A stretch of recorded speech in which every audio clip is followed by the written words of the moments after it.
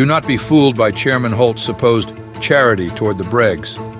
His intervention lowered the standards of living significantly for the average citizen and ensured that the Bregs would not be able to properly lend aid to the other members of the Unification Committee. The abduction and deaths of millions of Bregs can be tied all the way back to Holt's power play against matriarch Jegda.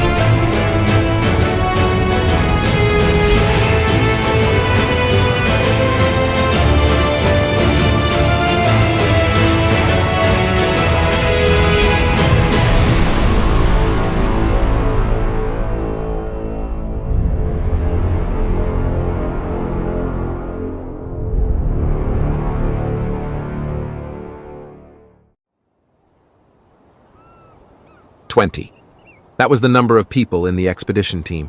They were all gathered around the vehicles, unloading the gear they would need for the trek.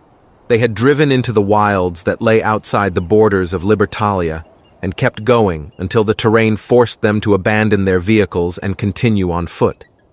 A path up the mountain laid ahead of them. The path up the voiceless pinnacle. Trekking over this mountain would put them into the Lion's Den, the territory of Clan Morrig.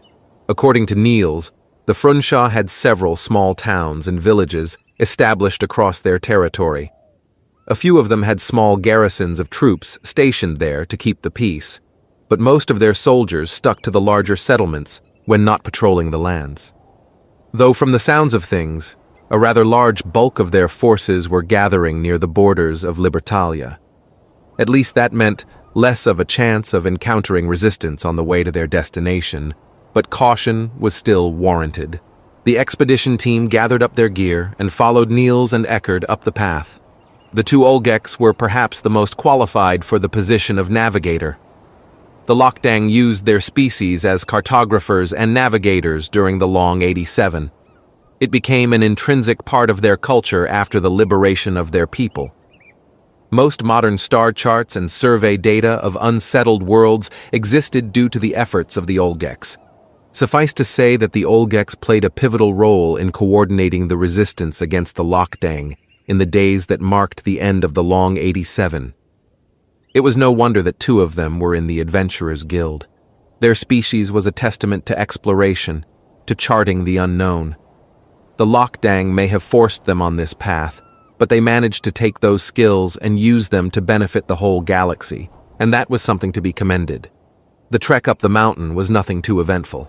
The path wasn't exactly narrow, but it still wasn't large enough to support 20 people, so a line was formed. Magnus Company split themselves between the front and the back of the line, so they had all sides covered. Lena had already been formally introduced to all 9 members of the company, but didn't really know much about them aside from their names and basic roles. She'd picked up on their nicknames as well by simply listening to them talk to one another. It seemed they didn't have much of a preference for which one she chose to call them by. So I'm dying to ask you something. That was directed at Lena, and the speaker was none other than Mason's own mother, Liz. At the conclusion of their first meeting, Beth was quick to label her as really nice, but in an overbearing and smothering kind of way. Lena didn't mind it at all.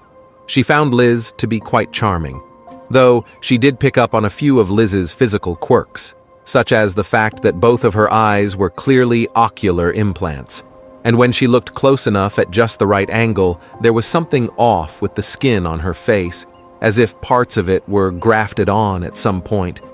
Lena was admittedly curious about it, but didn't dare ask out of fear of being rude. She also dressed far more casually than her other companions. The rest of Magnus Company were equipped with full suits of armor. Meanwhile, Liz simply wore a leather jacket and turtleneck. How'd you get nestled into the Lokdang psionic network? Lena shrugged. I'm not 100% sure, to be honest. My parents had this artifact made of psinium. They just used it as a decorative centerpiece, nothing more. But exposure to it is what unlocked my psionic potential. And since the artifact itself was connected to the psionic network, I'm guessing that it also connected me just by, I don't even know what you'd call it. Osmosis? I've tried my best to study all of this stuff, but I'm not exactly an expert. Liz turned her head towards Amy and Surlock, giving them both a cheeky smirk. Lucky for you that we've got two experts on the subject. Amy rolled her eyes. My expertise only goes as far as its effects on humans, and who knows what kind of advancements they made after I jumped ship. So you're saying that you don't have more knowledge on psionics than almost everyone else here? Well, excuse me for attempting to have a little humility. Liz playfully scoffed at her response, but Amy ignored her and turned towards Lena. As for your situation, osmosis is a good way of conceptualizing it. We had a few students who would unconsciously assimilate into the psionic network just by being in close proximity to our beacons. So this is nothing out of the ordinary then? If you're referring to how she's connected to the Lockdang network, then yes, nothing out of the ordinary. But all this talk of sub-networks and gods and communion temples is way outside my jurisdiction. Surlock was listening in on their conversation and decided to interject. I'm curious about this artifact you were exposed to. I would have asked to examine it before we departed had I known of its existence. Lena suddenly felt a wave of embarrassment from not even considering that. She was so caught up in the excitement of the expedition that she neglected to think of something as simple as having Surlock take a look at her other artifact. I didn't even think to mention it before. Kinda obvious in hindsight. I'm skeptical that it will play a pivotal role in our expedition, but it is always better to be thorough, just in case. You can always take a look at it once we get back. It's just a 4-day trip to get in and find out what's going on, then another 4 days to get back. 8 days is plenty of time for something to go wrong. Easy on the pessimism, love. The journey's only just begun. No need to oversaturate it with your favourite ingredient. I'll have you know that my favorite ingredient is realism, which is what an optimist calls pessimism. Well, if my charge is being an optimist, call me guilty. Lena chortled at Liz's remark. She appreciated Liz's glass-half-full outlook.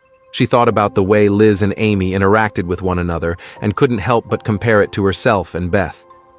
She was starting to see why Beth was taking such a liking to Amy lately. Or maybe it was simply curiosity. Finding out that Amy was one of the doctors in Beth's facility seemed like it should have warranted a bigger reaction out of her.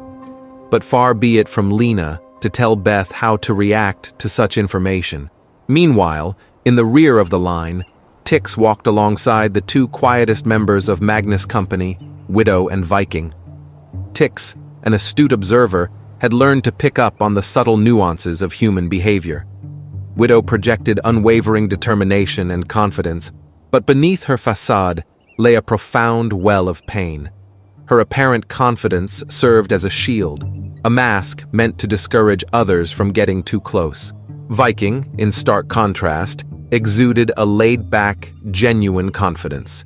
He moved with a relaxed grace, his posture conveying a sense of contentment, as if he had found his place in the universe. His eyes told the story of a man at peace, an enviable state of mind.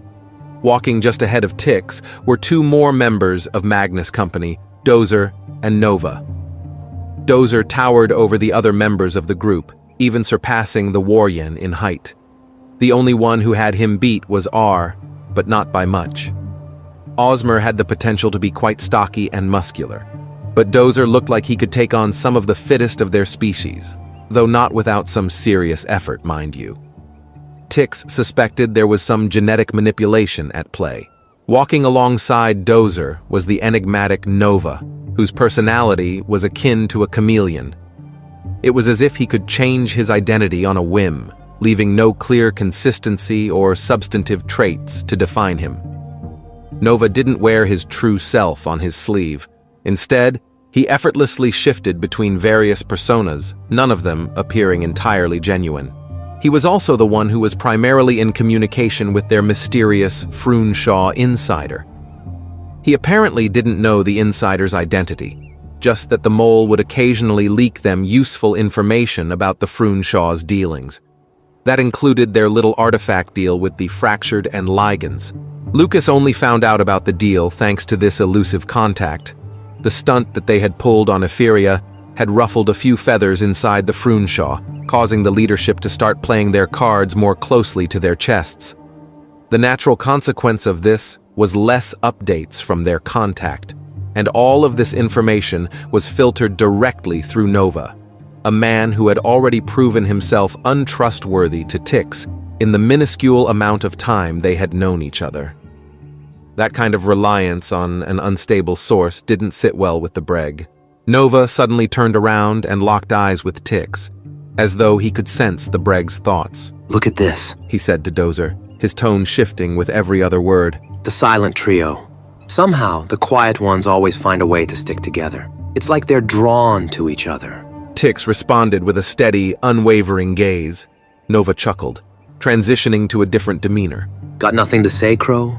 Or maybe you're just not a morning person. Scavengers tend to prefer the dark. Leave him be, Vic. Dozer interjected, his tone more serious. Being obnoxious doesn't make you seem more interesting. It just annoys everyone. Nova, adapting once more, adopted a more playful tone. I'm just trying to get to know him a bit. If my back is going to be turned to him, well, who knows what he'll do.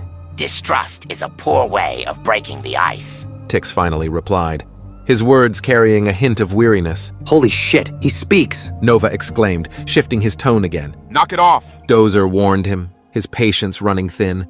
Nova turned his attention back to Tix with a new sense of curiosity. Tix Boar, is it? You know, I don't quite understand what your deal is. His voice held a sense of intrigue as he continued. Those two you came here with, it makes sense why they're here. But you? You're not like them. There's no adventurous spirit in that heart of yours, no desire to protect something precious to you. So why are you here? Tix, despite Nova's ever-changing personas, maintained his composure. You claim to not understand me, yet you presume I'm not here for the same reasons as them. Your logic is contradictory, and your attempts at an interrogation are unappreciated. Nova glanced at Dozer, his expression transitioning into one of thoughtful contemplation. Now who's being obnoxious? Dozer sighed and shook his head. Nova returned his focus to Tix, adopting a more earnest tone. How about an olive branch then, since you're not going to get any conversation out of these two? He gestured to Viking and Widow. Let me share their stories with you. Viking here has a family. Settled down with a woman he met here in Libertalia. Just had their second child. And now the Frun-Sha's threatening his home. Threatening everything he holds dear. I think you can fill in the blanks from there on the kind of motivation he has for being here. He pointed to Widow next. As for this one here, you want to know why we call her Widow? Her husband was abducted by the Lockdang, I think 15 years ago? 16. Right. 16. So Mrs. Lauren Wells stormed off to join the Alliance military in the hopes she'd one day see her love again. Long story short, she learned it was Traxa the Merciless that was responsible for taking her husband. So when a task force was assembled with the sole purpose of killing Traxa, she naturally volunteered. Then Traxa defected, allied with the Alliance, and the task force was disbanded. You remember that whole stint in the museum about the Lockdang abducting people? Traxa handed off his abductees to the Parlin and never saw them again. Now, that led our dear Widow to come up with an interesting theory. If this is the Lockdang's holy world and the birthplace of the Parlin, then perhaps this artifact is connected to the Lockdang's abductees. Any hope of closure she has left now rests on this expedition. Tix's stoicism broke for a moment as his inquisitive eyes locked onto Nova. It was an odd game that he was playing. Nova's expression now had an aura of smugness to it. So why don't you enlighten us? Why are you here? Tix huffed out a breath. You know, it's interesting how your olive branch was information about others, but nothing about yourself. Nova chuckled and shook his head. Stubborn fucking bastard. You ever find yourself running from something? Tix suddenly asked. I mean, really running.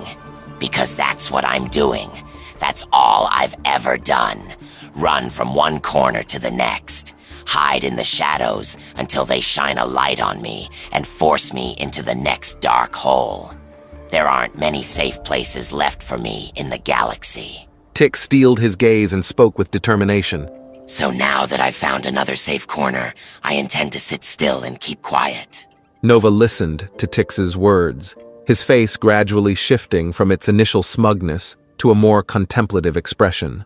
Interesting, he muttered to himself. still maintaining his uncharacteristically serious demeanor. Like the flick of a switch, Nova closed himself off. He didn't say another word and simply focused on the trek forward. Something about that unsettled ticks. He was uncertain how to interpret Nova's behavior, so he simply allowed the atmosphere to settle between them as they continued their way up the path. The expedition team continued their ascent up the mountain, with a curious air of camaraderie having developed during their hike. Each member, regardless of their reasons for being there, understood that they were united by a common purpose. As they trudged further up the rugged terrain, the path narrowed, and the surroundings grew more treacherous. The air grew colder, and the dense canopy of the forest gave way to rocky outcrops and snow patches, reminding them of the dangerous territory they were entering. Niels and Eckerd conferred quietly, checking their instruments and the newly acquired survey data to ensure they were on the right track. Sam and Arcade, Magnus Company's field analyst, scouted their surroundings for any signs of danger or hidden obstacles.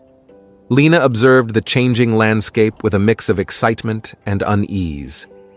Her hometown in Etheria was a flat, open expanse, devoid of any significant mountains. So, this was an entirely novel terrain for her. The team pushed forward for hours, their bodies growing weary from the relentless climb.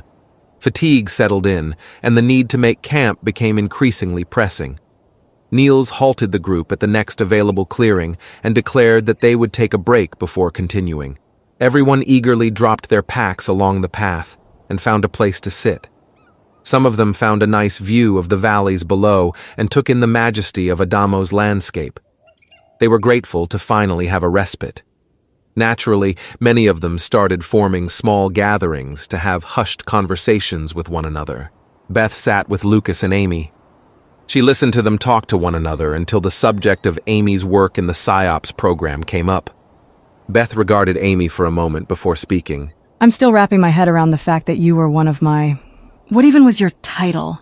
Doctor? Instructor? Head researcher. Wait, head researcher?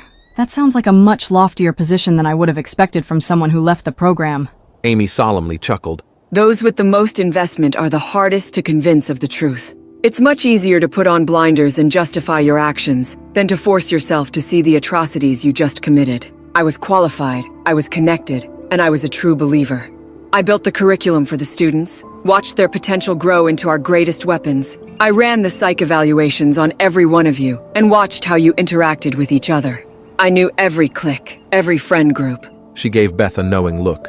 Every outcast. Turns out once you get to know all those children on such an intimate level, you start to humanize them a bit more. Start feeling a sense of protectiveness towards them. Then you start seeing this one student get ostracized by all the others. They surpass her in the one thing we taught them to care about, and she's left with nothing more than an anomalous mutation that provides no utility to our program. You have to make a suggestion to your superiors about what to do with her, and your options are to either send her back home to her family, or... She retreated from Beth's gaze. Her entire demeanor became significantly more dejected. Or come up with something else, in the hopes that you don't waste a potential asset. Beth absorbed this revelation like a sudden deluge. Her destiny had been shaped by Amy's decision all those years ago. Amy had been the one to greenlight Beth's new role as the program's psionic bloodhound. The option to return Beth to her mother was on the table, but Amy chose to repurpose her, to find utility in her seemingly unique mutation. Beth felt the familiar sting of bitterness welling up inside of her. Her elephant was getting agitated, but she did her best to pull on its reins and remind it who was in charge. So you're the reason I was sent out to the frontier with a band of privateers. Amy worked up the courage to look back at Beth. When news reached me of your shuttle crash, I didn't know what to feel. I didn't even want to acknowledge it. I couldn't shift the blame or dodge the responsibility. How could I, when it was my decision to send you out there? It was as if someone had placed a mirror in front of me, and I couldn't help but hate the person I was looking at. It was the final straw for me. That was the day I knew I had to leave. And thus the new ingredient, sympathy, was thrown into the emotional stew bubbling up inside of Beth. Why'd you do it? Choose to send me to the frontier instead of sending me home? I told her to. Lucas's voice cut through them like a knife. She's putting all the blame on herself, but it was my decision too.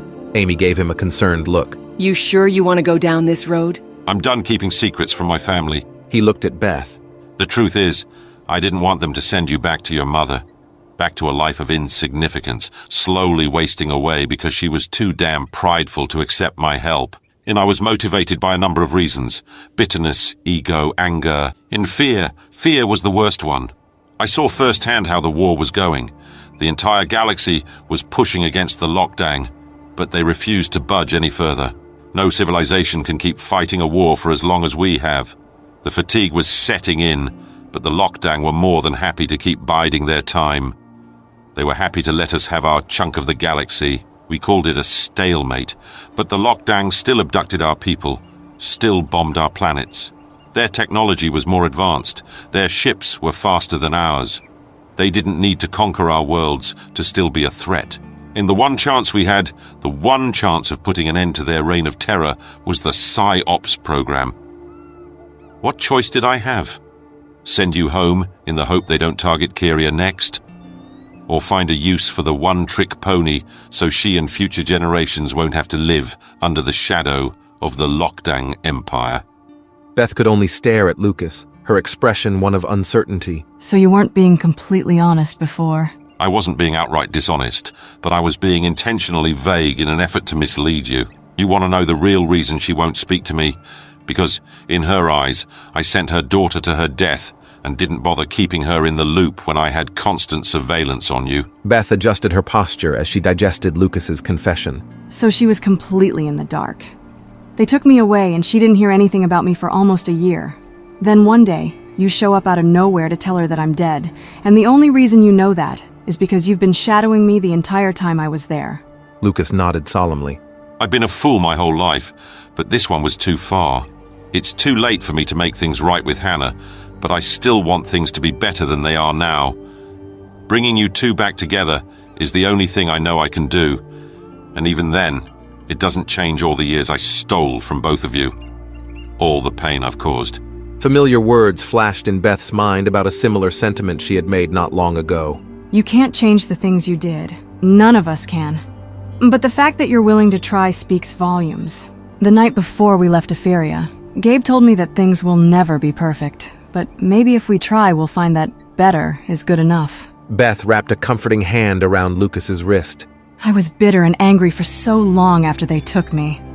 Not a day went by that I didn't want to take it out on the entire galaxy. Her eyes shifted to Lena, who was currently sitting on an outcropping and talking to Mason. But believe it or not, things got better. She looked down at the ground. And when I lost my friends on Etheria, I was so confused and heartbroken that I lashed out at you before even speaking to you. She looked back up at Lucas. But then I met you, and things started getting better. And I believe that they'll continue to get better as long as we keep trying. Lucas beamed a bright and wide smile at her. You've really grown up, haven't you? Beth actually felt a bit of pride at that comment. She was almost embarrassed by the dopey smile on her face. I didn't have much choice. None of us do. But we do get to choose who we'll be when that time comes. Not everyone chooses to be a good person like you. Beth looked at the ground somberly. I don't think I'll ever describe myself as a good person. I've made a lot of mistakes. We all have. Making mistakes doesn't make you a bad person. It just means you're like the rest of us. Lucas nodded. We make the galaxy what it is by what we choose to do in it. It's not our mistakes that define us, but how we choose to react to them. What we do to clean up the mess. Those are the things that make us who we are. The things that determine our character. How we choose to react. Beth mulled the idea in her head. It sounded pretty on paper, but in practice, it was a whole other beast. There was no guarantee that things would get better no matter how hard she tried, but she chose to try anyway. So did Lucas and Amy. Maybe everyone else on the expedition team as well. Everyone had baggage and they all sought ways to alleviate the weight. Not far from Beth sat another group. Tix took a seat amongst Stahrgrel and Icarus. The other Breg in the group sized up Tix with a curious expression. I heard that spat you were having with Nova earlier. He's a curious lad. He was an infiltration specialist in the Alliance military. Gathering information on others is what he was trained to do. And yet, he couldn't pry any decent answers out of your tight beak, could he? Icarus laughed. Oh, but I see right through you, Tix. Every breg that was around before the hegemony knows that armor. He pointed to the black decorative plate on Tix's chest. Tell me, why in the name of all that is holy do you act all brooding and mysterious while gallivanting around in slave-catching armor? Are you really trying to drudge that up right now? Oh? Would you prefer to talk about why you were snooping around on Nova's Vic the other day? Would you keep your voice down? I told you we would discuss that later. You're the one who wanted to bring Tix in on this. So, how about you let me vet him a bit before we do anything drastic? Tix raised an eyebrow. Icarus, if you so much as allude to that again, I can't be held responsible for what I'm going to do to you. Icarus chuckled at the threat before turning to Tix. Well, back to my questions then. Explain the armor. Stogrel waved Icarus off. You don't have to tell this drunken fool a damn thing. He may look like a bird, but he acts like a weasel. No, it's fine. I was with the Ligans before coming here. I grew up in the pits before the hegemony, crawled over everyone else to get out. Icarus shook his head. Only way to make it out of there. One day you're having a friendly chat with your cellmate, and the next you're breaking his legs in the arena. All to prove you're worthy enough to fertilize a few eggs. Icarus pulled a flask from his pack and took a swig. Tix regarded him with newfound curiosity. Until this point, he'd dismissed Icarus as a bit of a drunken jester, but now he glimpsed the pain concealed beneath the Breg's facade. Growing up in the pre-hegemony Bregian culture had left its mark. I figured you weren't old enough to be involved with all of that. Icarus laughed at the notion. I see that my youthful vigor had you fooled. Tix shook his head. Your name, it isn't very Bregian. Well, you've got a keen eye for details, I'll give you that. You're right. Icarus is not my real name. I took it from a story in human mythology. Icarus, in the story, was a young man who escaped from a labyrinth with his father. They made wings out of feathers and wax to fly to freedom, but Icarus, overcome by the thrill of flying, ignored his father's warnings and flew too close to the sun. His wings melted and he fell into the sea and drowned.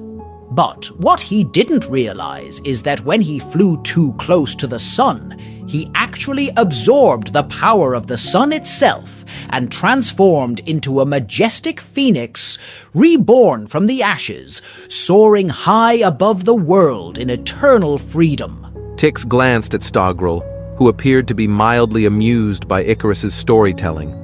The narrative painted a picture of rebirth, redemption, and resilience. Tix felt as though he'd heard the tale before, but he didn't remember the part about the phoenix. Then again, most mythologies had multiple versions of their tales, no matter what species or culture it originated from. The galaxy's fucked up, isn't it? The matriarch gets to play her little games, then walk away with her freedom. As if she didn't shame our entire civilization. Tix nodded.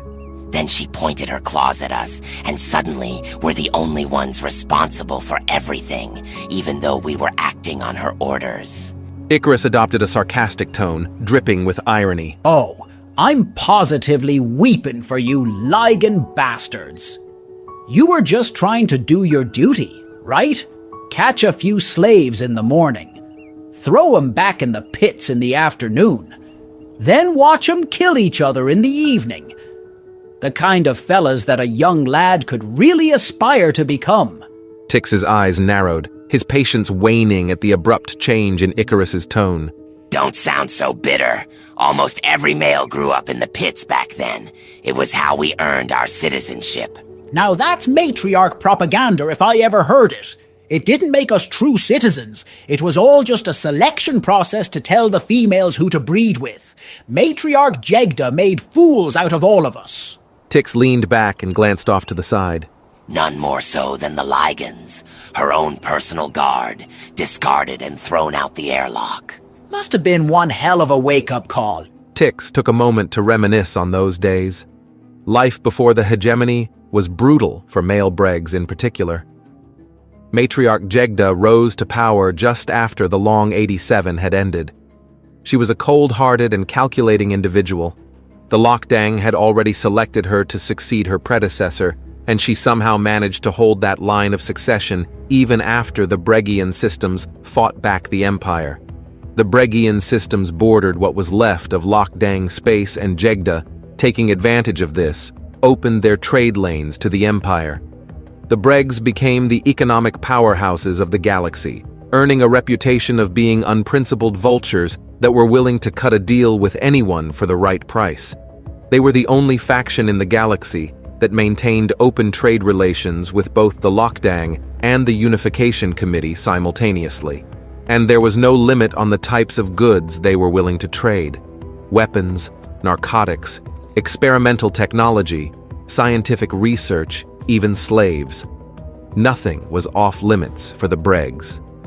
While Matriarch Jegda had a reputation for being unprincipled, she did swear her life to very extreme ideological beliefs. For one, she put a lot of stock into eugenic-like programs. Bregian culture had already made it a social faux pas for females to breed with non-warriors. Jegda took the cultural norms and built an entire system out of them. Males that were not sired by warriors were not legally recognized as citizens, and therefore not granted the same protections under the law. Their only path to citizenship was by enduring the pits. Male Bregs would conscript themselves into the service of a mistress where they would represent her honor in trial by combat. The fights weren't officially meant to be to the death, but that didn't stop combatants from killing each other when things got particularly heated. After a male won enough battles, he would either be given the honor to sire his mistress's children or be sold to another mistress. Ultimately, citizenship was not granted until the children were hatched, so there were many Bregs who were simply tossed from mistress to mistress without ever getting the chance to fertilize their eggs. Needless to say that these Bregs were eager to flee the life of slavery they had unwittingly signed themselves up for. That's where the Ligans came in. Matriarch Jegda's elite guard, tasked with protecting the ruling oligarchs as well as ensuring the acquisition of their property. In other words, they were slave catchers. Most slaves chose to flee to the Trinima systems, as the Unification Committee was obligated by treaty to return any runaway slaves back to the Bregian systems. Though, there were plenty of rumors that suggested the committee didn't always fulfill these obligations. Regardless, the Ligans established a well-known presence in the Trinima systems, their organization gaining less and less oversight as time went on. They began making alliances independently of the Bregian oligarchs. They threw in their lot with the Zakeras and found themselves splitting up the Trinima systems with their new allies. Working with the pirate gang allowed them to open new avenues of trade that, if done by a more official organization, would violate the treaty with the UC. Then came the birthing of a new dawn. What's important to note is that not every member of the UC agreed to the Bregian Treaty. Chairman Holt of the Earth Colonies Alliance was notably one of the staunchest critics of Matriarch Jegda. His flat-out refusal to bow to Jegda's terms earned him the respect of many representatives within the committee, especially those that represented the Waryen. His unwavering determination was one of the first steps on the path to a strong alliance between humanity and the Waryen. When Holt finally turned his sights on the Trinima systems, the Waryen backed out of their treaty with the Bregian systems, which inspired several other major players within the committee to do the same. It was all planned, of course, essentially imposing the harshest sanctions imaginable upon the Bregs. Their entire economy went into turmoil, and the only way Jegda could fix it was to either ally with the Lokdang Empire or play ball with the UC. Holt led the charge against Jegda on the political front lines. He forced her into major concessions. Everything from abolishing their practices of slavery to regulating and restricting the types of goods they were allowed to trade and with whom. He practically forced the Bregian oligarchs to restructure their entire system of governance. Jegda was forced to publicly denounce the Ligans for their actions in the Trinima systems and cut their organization out of the Bregian systems for good. It disillusioned many with the ruling capabilities of Matriarch Jegda. She was seen as spineless to her former supporters. The system of laws dictated by the Unification Committee would have landed her in prison for the rest of her life had it not been for the pardon issued to her from Chairman Holt himself. It was the only way he could get her to make the concessions that she did. Holt understood that many dictators throughout history only held on to power because they wished to delay going to prison for as long as possible. Jegda sold out the Ligans and her fellow oligarchs in exchange for her own freedom. In the end, Jegda was forced to step down from her role and replaced with the Bregian hegemony. Some of the old systems of governance were maintained, but much of the social structures had been dented and broken. The UC were not invaders, nor were they military occupiers, and radical progress like the abolition of slavery would not end overnight. And there were many who resisted the change altogether. Chairman Holt was credited with completely restructuring Bregian society, while at the same time spearheading one of the most successful military campaigns in galactic history with his work on the Trinema systems. There were many in the galaxy who saw him as a hero, a man who had shaped the course of history. Bregs probably had the most varied opinions on him. Ask a Ligan or former Jegda supporter what they think of Holt, and they'll practically spit in your general direction. Ask almost any other Breg, and they'll tell you he was the first step to a better future for their species. So, how exactly does a Breg go from slave to slave catcher? Stogrel's question pulled Tix from his thoughts. His eyes snapped from the ground to the war yin. Tix hesitated a moment before speaking. The pits were voluntary. I signed my life away temporarily for a path to citizenship, but my mistress was only interested in increasing my worth so she could sell me off to someone else. I bounced around to different mistresses for a while until I caught the eye of matriarch Jegda herself. Ended up in her service. Icarus nearly choked on his drink. Are you telling me that you've sired the bleeding matriarch's children? Her daughter's children, actually.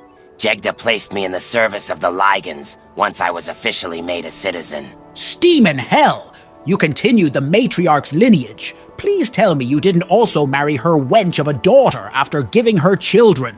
Tix simply stared at him, causing Icarus to widen his eyes at the realization.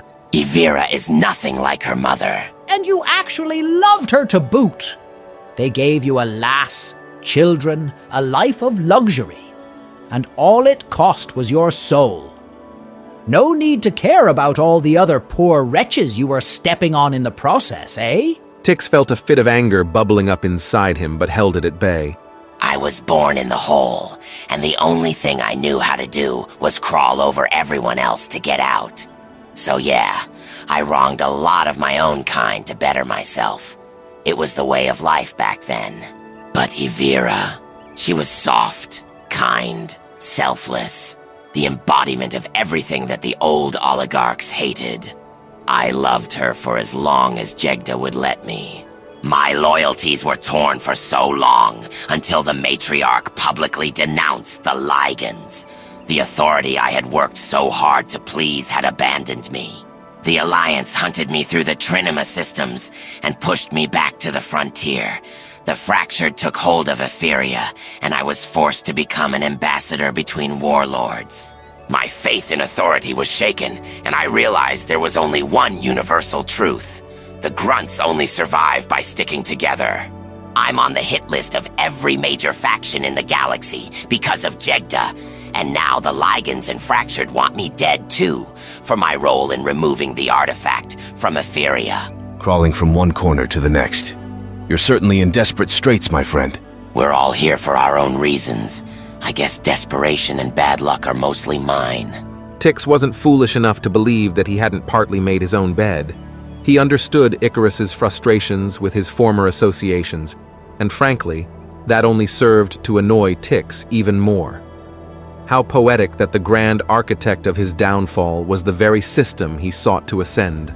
Loyalty, citizenship, love, illusory rewards that crumbled like dust in the wind. In the end, he was just another soul seeking redemption in the cold expanse of the galaxy, wondering if the price of freedom was worth the cost. Amidst the conversations, Lena found a rocky outcropping with an incredible view of the landscape below. Seeing Adamo from all the way up here was, well, majestic was the only word that came to mind.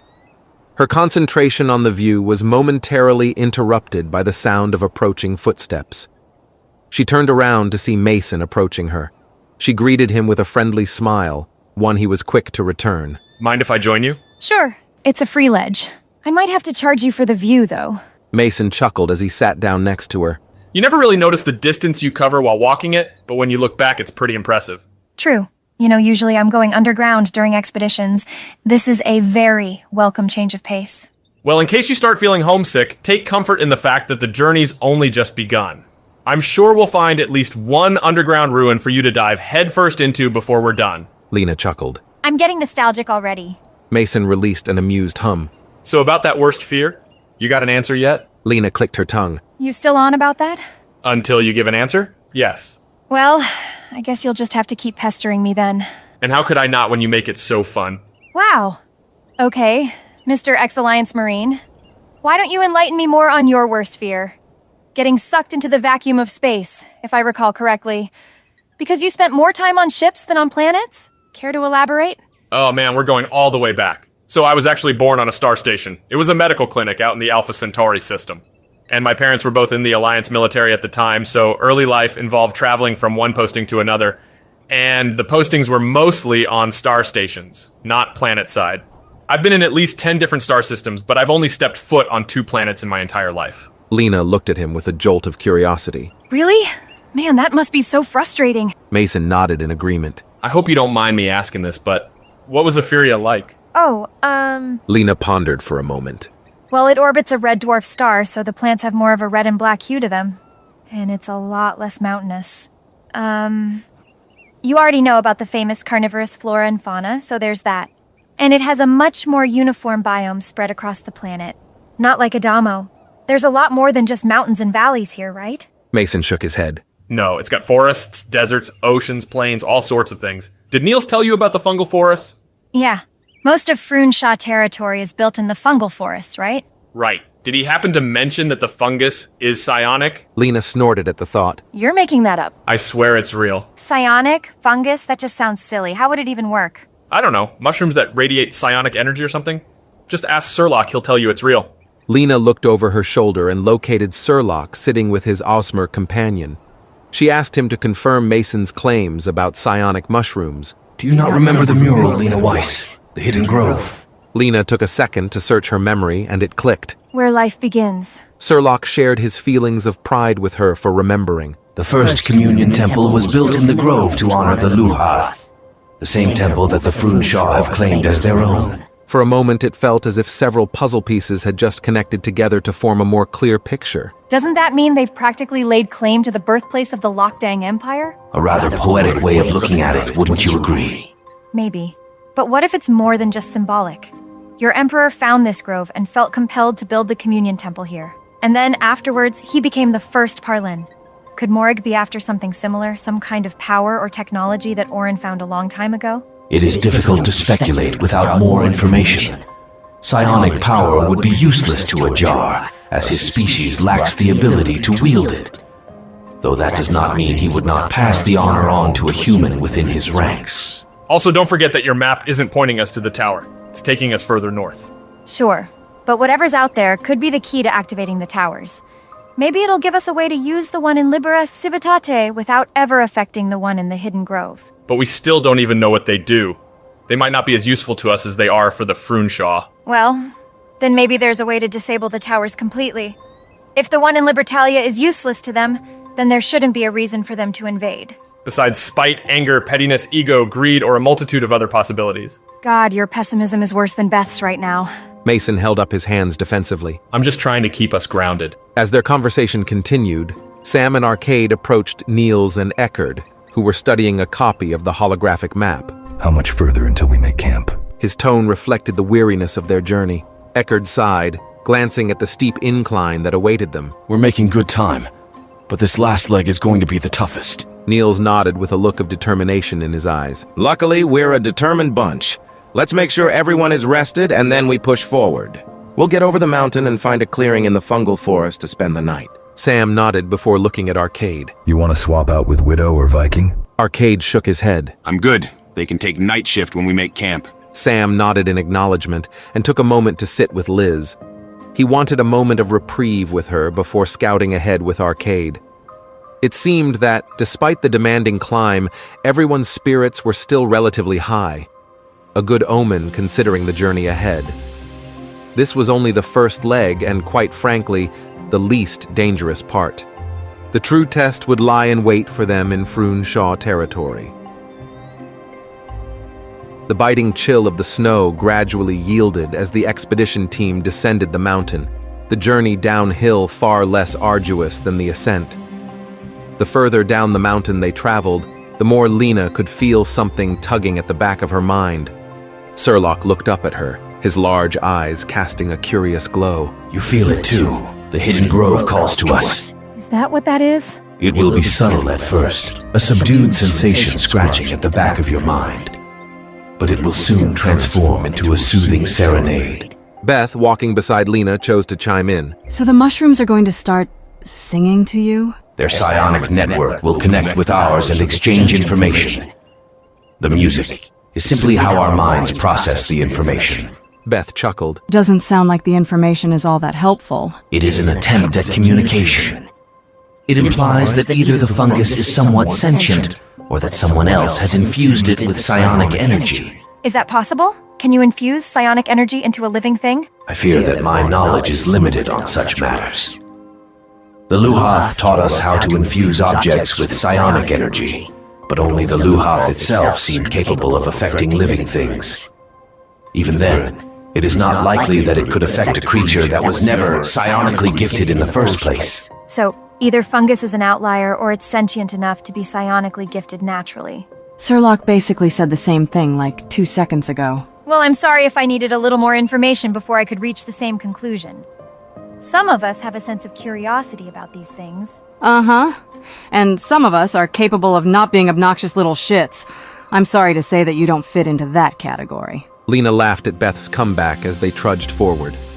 The expedition team continued their trek down the mountain, and Lena could feel the call of the hidden grove grow stronger with each step. Soon, she could hear the music that Surlock was referring to. Surlock had called it a soothing serenade, and Lena now understood why. It wasn't loud or overbearing. It didn't attack her senses or start driving her mad like she half expected. No, instead it was a sweet, subtle background noise that blended in well with the rest of the soundscape. She could see it from her position on the mountain path. The giant tree-like mushrooms peeked over the fungal canopy. It was unlike anything she had ever seen before, so foreign and alien. The further down the path they went, the more the environment changed. The plant life was incredibly unique, like it had been assimilated by the fungus that currently dominated the region.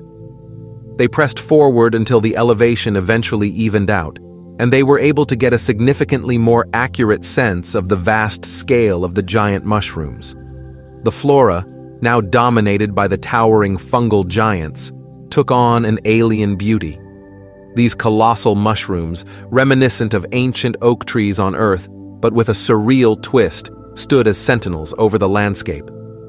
Their presence created a canopy that loomed overhead, casting intricate shadows and giving the impression of true fairy tale-like wonder. Lena never imagined that she'd look at a bunch of giant mushrooms and think, "This fungus is profoundly beautiful." But here she was, drinking in the majesty of the mysterious mycelium colony. The music added to the majesty of the forest. The enchantment of the environment was palpable, and Lena couldn't help but feel like the others were missing out on the full sensorial experience, like watching a movie without its soundtrack. It truly brought the whole scene together. While Niels and Eckhard led the way, the rest of the team, perhaps unknowingly, walked through a living, breathing masterpiece. The journey through this fungal realm was a voyage into the unknown, a captivating symphony of nature that effortlessly transcended the ordinary. It wasn't without its anomalies, though. Beth was incapable of hearing the music, but she could still feel the psionic energy resonating all around the forest, as if it were a single, psionically gifted entity. Beth described it as if it were 100 times more intense than how she felt when she was in close proximity to Surlock. Lena didn't quite understand what kind of sensations Beth felt in the presence of other psionic users. She'd questioned Beth about it on several occasions throughout the time they had known each other, but Beth could only describe it as a sixth sense of sorts. It was a feeling that was sometimes subtle and sometimes prominent, depending on the strength of the psionic user. The team continued, passing several bodies of water. The mushrooms, bathed in the evening sun's glow, cast a picturesque reflection on the water's surface. Sunset was quickly approaching, and the time to make camp was soon upon them. Niels halted the group once again. He had them wait by the nearest pond while he, Eckerd, Sam, and Arcade scouted ahead for a spot with enough coverage to keep away any prying eyes. Everyone took in the view by the water. Tix's gaze was stolen by the sight before him, but he would only allow it a few short seconds before turning away. His eyes landed on Nova, who appeared to be observing him. Tix narrowed his eyes at the man, but Nova remained undeterred. You're guarded and disciplined. You don't let yourself relax, even in quiet moments. Tix huffed out a breath. You continue to pry, but offer nothing about yourself in return. Nova chuckled and adopted a more light-hearted tone. Just like Stogrel? You were getting awfully talkative with him and Icarus earlier. But what did either one of them offer in return? Stogrel and Icarus were within earshot of that comment, and both turned their sights on Nova. I don't see how that's any concern of yours. I just find it strange is all. You so carefully shield yourself from someone like me, but willingly open up to the delinquent arms dealer and the equally tight-lipped yet oddly ambitious supplier for the Adventurers Guild. Perhaps Icarus wore me down. By the time he revealed his reservations about me, I felt compelled to address them. And what about Stogrel? Nova looked at the war yen with a glint of intrigue in his eyes. What did he do to push you to your limit? Stogrel had a puzzled expression on his face. Must everything be so deliberate? I was simply sitting next to them when he decided to open his mouth. Nova scrutinized Stogrel judgmentally. Isn't that convenient? What exactly are you accusing me of doing? Nova chuckled. Don't think the Crow is the only one with questionable motives. Stogrel crossed his arms. That didn't answer my question. Nova fixed Stogrel with a scrupulous look. Do you know what the bounty on that artifact is? He turned his head to the rest of the group. Any of you? Their conversation had already vaguely caught the ear of the others, but now Nova had their full attention. He pointed straight at Lena. How much do you think that thing is worth to the Frun-Sha? Lena looked at him uncomfortably. I don't know. Nova shifted his gaze onto Tix. Would you like to answer? Tix's eyes shifted around to everyone in the group. They all fixed him with a curious look. It gave him pause, but he still ultimately answered in spite of his hesitation. 100 million credits. Nova let the number stew in everyone's mind for a moment before continuing. That's right. Let it sink in. Think about all the things you could do with that kind of money, and then think about what you'd be willing to do to get it. What's that money really worth to you? The destruction of a nation? Would you let Libertalia burn if it meant you could walk away and live like royalty? He released an ironic chuckle. Look at us. Look at where we are. We've stepped right into their home turf and hand-delivered the artifact right to them. Do you know how easy it would be for someone with the wrong motivations to turn that thing over to Morrig and collect on the reward? We've already done most of the legwork for them. He looked back at Stogrel. What am I accusing you of? Not being here for the right reasons. Why am I singling you out? Because I trust everyone else here. My team, Lucas, Surlock and his muscle. He gestured to Lena and Beth. Even the children. But you, the Crow, and the delinquent? He shook his head. I'm not convinced that 100 million credits isn't enough to sway you in the wrong direction. Stogrel narrowed his eyes at the man. You think there's some kind of collusion happening? You say it as if I don't have a good reason to suspect it. He pointed to Tix. The Crow was there when the Ligans took on the contract. He knew how much Morrig was paying for it the whole time. He then pointed to Icarus. The delinquent didn't know the number, but his life is already a mess. What's he got to lose? His eyes landed back on Stogrel. And then there's the Snoop. You think I didn't notice you looking through my Vic? Getting a peek at those messages from our mysterious Frun-Sha leak? Stogrel noticeably stiffened, causing Nova to chuckle. Now, what would you be trying to accomplish by looking through those messages, Worst case scenario, you're a Frun-Sha mole. Best case scenario, you're as distrustful as I am. Nova approached Stogrel and looked him dead in the eyes. So enlighten me. What was so interesting that you had to go through my things? Stogrel's body language screamed discomfort. His eyes went over to Lucas. There was a hint of guilt in them, as if he was about to confess a dark secret. Nova followed his gaze and tried to piece together the meaning behind Stogrel's behavior. Oh, you lied to him about something, didn't you? He looked back at the Warrior. This is why we have to be careful who we trust. There's always more to learn about the man standing next to you. Stogrel looked between Tix and Icarus. Lucas stared at him, as if pleading to come clean about whatever it was he was hiding. He finally took a breath. I came here to kill Morig. Everyone paused at the suddenness of his words. Nova fixed him with a curious look. Stogrel met his gaze and continued. I had 2 older siblings, a brother and sister.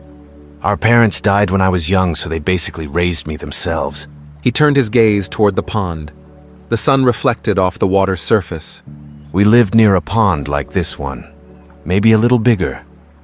I wanted nothing more than to row a boat out onto the center of the water and float there for a bit. So one day I went out into the woods, cut down a few trees and built us a boat from scratch. He chuckled reminiscently. Not exactly a thing most Warrior would do. They gave me an understandable amount of grief for it. He shook his head with a sad smile on his face. Next thing I know, my sister grabbed a stick and called it an oar, and my brother tied a rope around a rock and called it an anchor. We spent a lot of time in that boat. All we ever did was row out to the center of the pond and just sit there. Those were the best times of my life. His body language became much more uncomfortable. Then the esoteric skirmishes happened. You know, when the fleet of ruthless devotion came to our home system and started slaughtering us. Traxa the Merciless and his lackeys wiped out entire clans of my people. The only detail you need to know is that Morig was the lackey who attacked my hometown. He looked at Nova. They killed my sister. Nova's scrutinizing expression faltered. And my brother, he couldn't take it. So one day he rowed out to the center of that pond, tied the anchor around his feet and jumped in. He looked back at the pond. A day or 2 later, I went out there looking for him. I saw the boat sitting at the center of the pond and I knew right away. He pointed at the water as if he was reliving the moment. He broke the oar in half and tossed it in the water. I could see it floating not too far from the boat. He sighed. The boat was just floating there. No oar to move it, no anchor to keep it in place. It was at the mercy of the wind. He looked back at Nova and nodded while trying to maintain his composure. There's always more to learn about the man standing next to you. It was in that moment that Nova had given off the most sincere reaction that Tix had seen from him. It wasn't wholly sympathetic, but there was an obvious break of persona. I always hated the Frun-Sha for what they did. Morig most of all. He shrugged his shoulders. I came out here to kill him. I don't know if you consider that better or worse than selling him the artifact, because the truth is, I know what the consequences would be. We both know Traxa wouldn't let that slide without some kind of retaliation. His apologetic gaze shifted to Lucas. He received a look of disappointment in return. You should have told me. You would have left me behind. Of course I would have. You being here jeopardizes everything. We came to prevent a war, not start one. This is about my family, Lucas. And this is about our home, Stargrel. You're not the only one who lost something. The group felt uncomfortable watching Lucas lose his composure, but it generally seemed like they agreed with the sentiment. Lucas looked around at the others, his expression one of sad determination. Libertalia is all I have left. It's all most of us have left.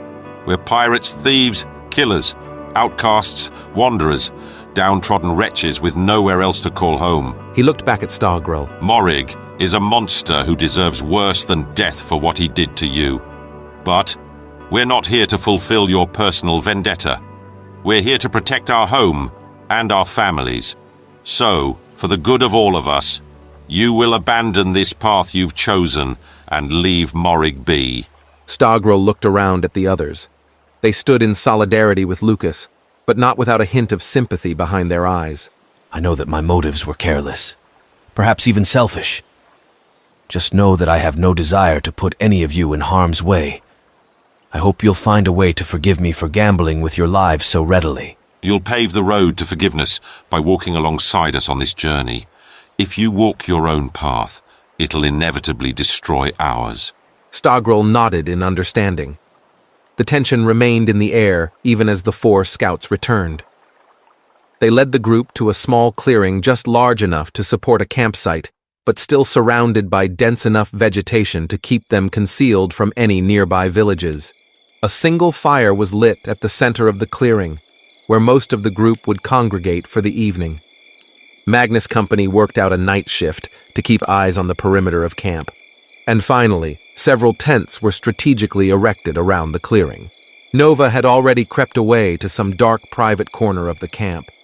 Stogrel had done the same. The tension of the earlier spat still lingered, even hours later. The main group sat around the fire and ate from their packaged food rations. Sam had excused himself to one of the tents, where he could comfortably eat his meal in peace without the fear of accidentally probing into anyone's mind. Liz was his only company, clearly having no reservations about opening her pure, unfiltered thoughts to him. Meanwhile, the revelation of Stogrel's motivations swam in everyone's minds, though they all kept their thoughts to themselves. There were a few side-eyed glances thrown in the directions of Tix and Icarus, though the meanings behind the glances weren't entirely clear. Were they being judgmental or distrustful of the 2 Bregs? Or perhaps they were looks of sympathy meant to provide some small comfort. The enigma remained inconclusive as Beth opted to shatter the silence by addressing Lar. I don't mean to reopen any wounds, but I realize that I never got the chance to offer my condolences for Oliver and your other friend. Lar eyed her for a moment, his expression one of quiet contemplation. I met those 2 when we were all working for the Zakeras. Feels like a lifetime ago. Beth furrowed her brows. You were a Zakera? Lar hummed and gave a half nod. Let's just say I was sent to deal with individuals that the gang found problematic. They kept me loyal for a long time. I clawed my way up the ranks, one body at a time. So why'd you leave them? Lar hummed once again. It was a gradual shift. A little bit of distrust that kept growing with every small event.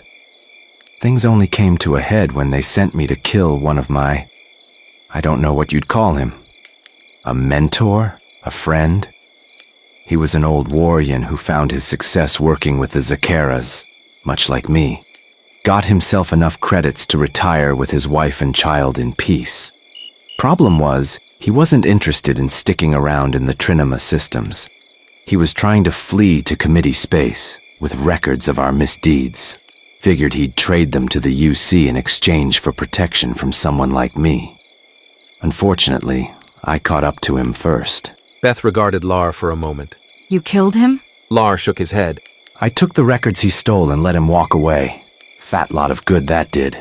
He was dead a week later. He gave Beth a strange look. Our mutual friend, Mr. Logan Hughes, could see my wavering loyalty.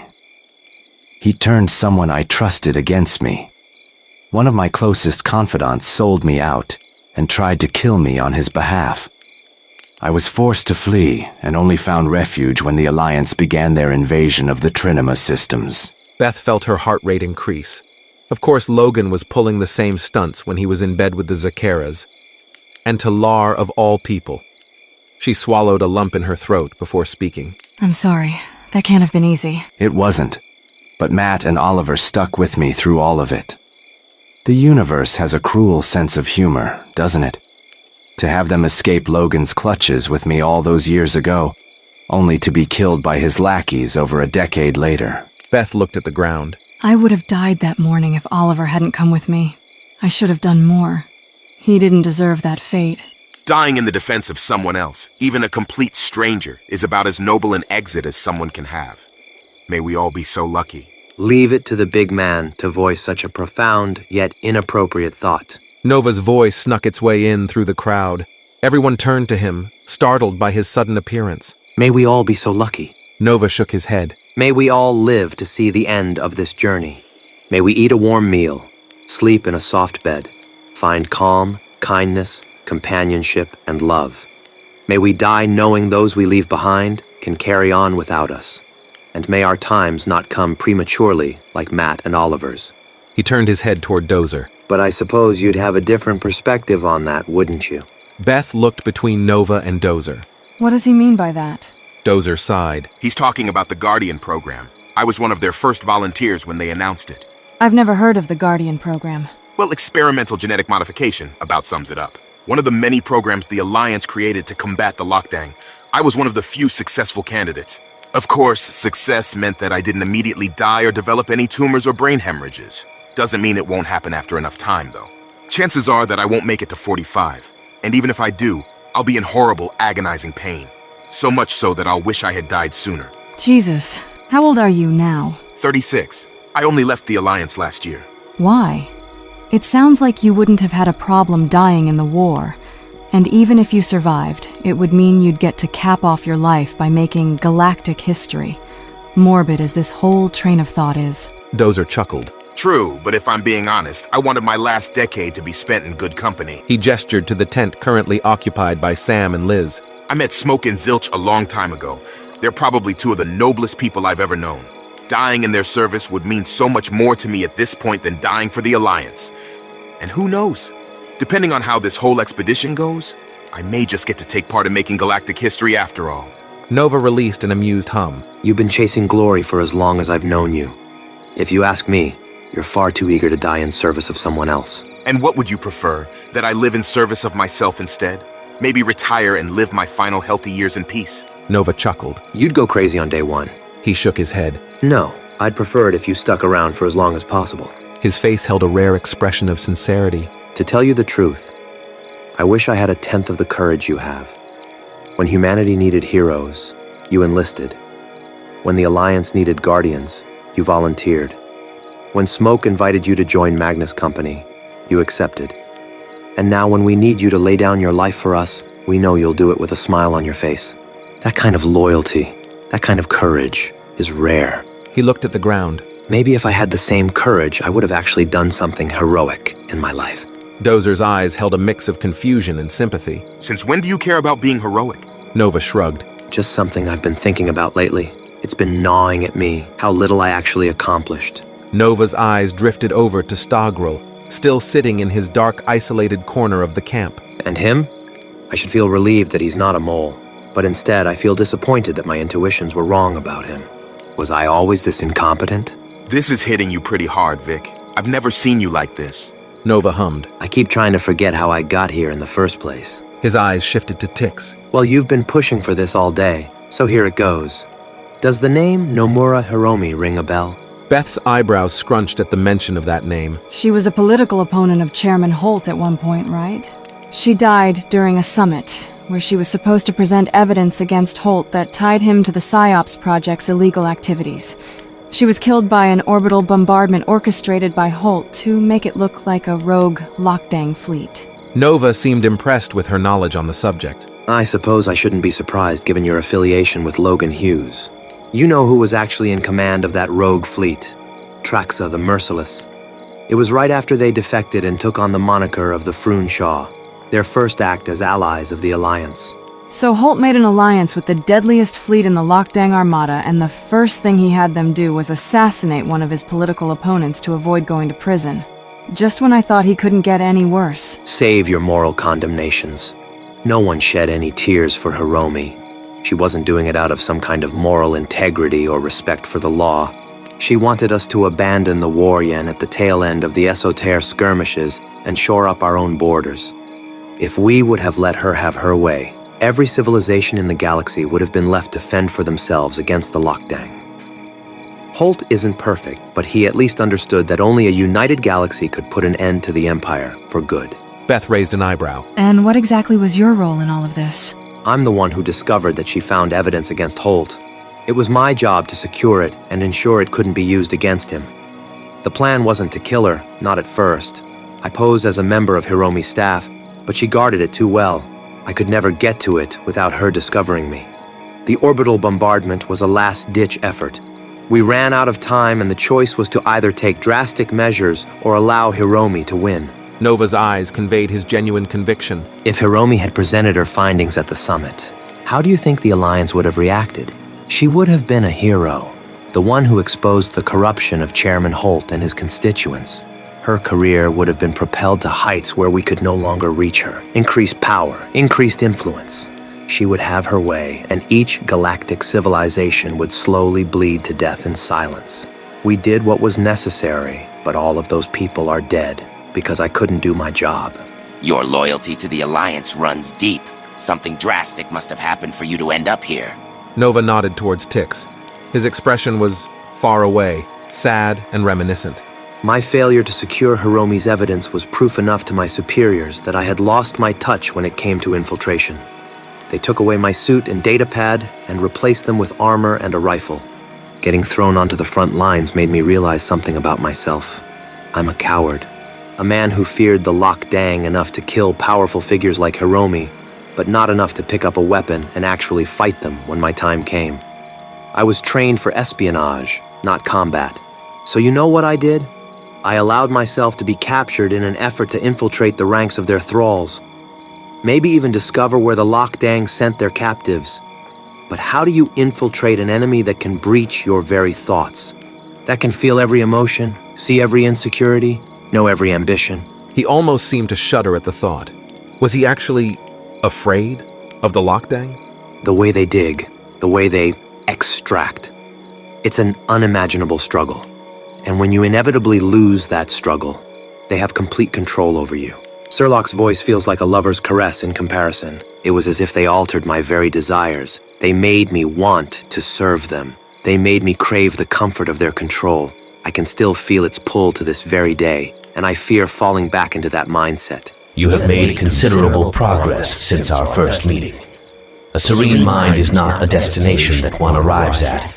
Rather, it is a practice that requires constant effort to maintain. And you are not as unskilled in this practice as you once were. My progress is only thanks to your teachings. Beth raised an eyebrow. I'm surprised that you would be willing to put any trust in Surlock after surviving an ordeal like that. Nova grinned. He was the one responsible for freeing us, if you can believe it. He proved his defection to the Alliance by giving them a tip on where to find a batch of enthralled humans before they were handed off to the Parlin. Chairman Holt himself assembled a task force to rescue them. He gestured to Sam's tent. Our fearless leader was a member of that team. It's actually how we met. He freed me from their influence, returned my life back to me. I owe him a debt that can never be repaid. And that's why you're here, then? Nova shook his head. As far as the Alliance knows, I wasn't rescued that day. I'm still missing. I practically begged Smoke to hide me away somewhere the Lock Dang, the Alliance, where the rest of the galaxy would never find me. Because I was terrified of being in that situation again. Now Smoke, he may have his... He gestured to his eyes. You know, that whole thing. But he keeps that mask on to protect the privacy of those around him. He has the power to dig into my mind just like the Lock Dang did. But he's never once taken that mask off around me. If I were born with that power, I don't think I'd have the strength to refrain from using it. And Surlock... His eyes found the Brakex. He's only ever shown me patience and understanding, even in times when I've mistreated him. I wouldn't be standing here today of sound mind if he hadn't told the Alliance where to find me and the other thralls all those years ago. His eyes traced back over to Tix. So, there it is. You look at the surface and see that I'm paranoid, distrustful, obnoxious. When you dig deeper, you'll see that I'm a confused coward with nowhere left to go. And maybe I'm incompetent to boot. Tix stared back at Nova for a few moments, the calm crackling of the fire filling the empty space between them. He finally nodded at the man and stood up to meet his eye level. Earlier, you said that there was always more to learn about the man standing next to us. But there's also always more to learn about ourselves. You were shaken when you discovered the Lock Dang had a counter to your greatest strength. You feel as though you ran away from your duties, but every time you failed, you found something new to pledge yourself in service of. Just look around. Look at where you are. You ran, but you didn't run away. You ran toward something. That isn't the action of a coward. Nova released an amused hum. You have no obligation to make me feel better, Crow. Tix shook his head. I was wrong about you as well. We shouldn't be dividing ourselves right now. Unity is what will see us through. Nova paused for a moment before nodding in agreement, his simple action carrying a sense of finality. The entire camp felt the mood shift at that very moment. The tension between Tix and Nova had dissipated right before their eyes.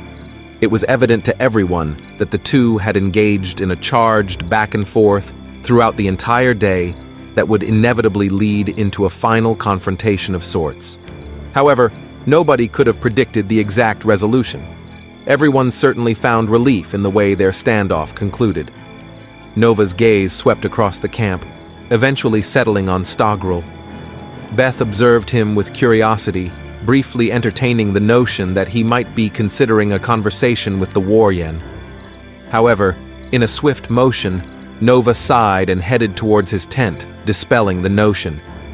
What an odd individual. Despite a few raised eyebrows at Nova's behavior, the night still carried on. The mercenaries among the group waved it off as typical behavior from their comrade, but for some reason, Beth suspected there was more underneath the surface. But if she was being honest with herself, it was none of her business. From the looks of things, this was something that needed to be settled between Nova and Stogrel. Hopefully, it would go as smoothly as his interaction with Tix. As they stepped deeper into the night, the banter between the group slowed down. The conversations became less substantive, and each person slowly retreated to their tents one by one. Widow and Viking took the first watch of the night and patrolled the perimeter of the camp as the rest of the expedition team retired for the night. So, day one of the expedition had unfolded as smoothly as they could have hoped, but it marked only the initial stretch of their journey. They had merely scratched the surface of Frun-Sha territory. The deeper they ventured, the more perilous their path would become, and the more uncertainties they would confront. While some in the group found this notion worrisome, others accepted it as an inherent aspect of the job. Lena, however, held the unique perspective that it was a challenge tailored for individuals willing to undertake such endeavors. She reclined on her bedding, experiencing a wave of comfort as the psionic mushroom seemed to serenade her with a soothing lullaby. It was odd, to say the least, but she allowed the melodic embrace to envelop her. Gradually, she began to relax as her body succumbed to its yearning for slumber, peaceful, serene, with not a worry in the world. Drifting off into the dark sea of sleep, her mind found tranquility. She was ignorant of the strange humming coming from her satchel, where the artifact desperately buzzed and begged for her attention. However, the music of the fungus proved too potent for it to break through, and its cries went unanswered.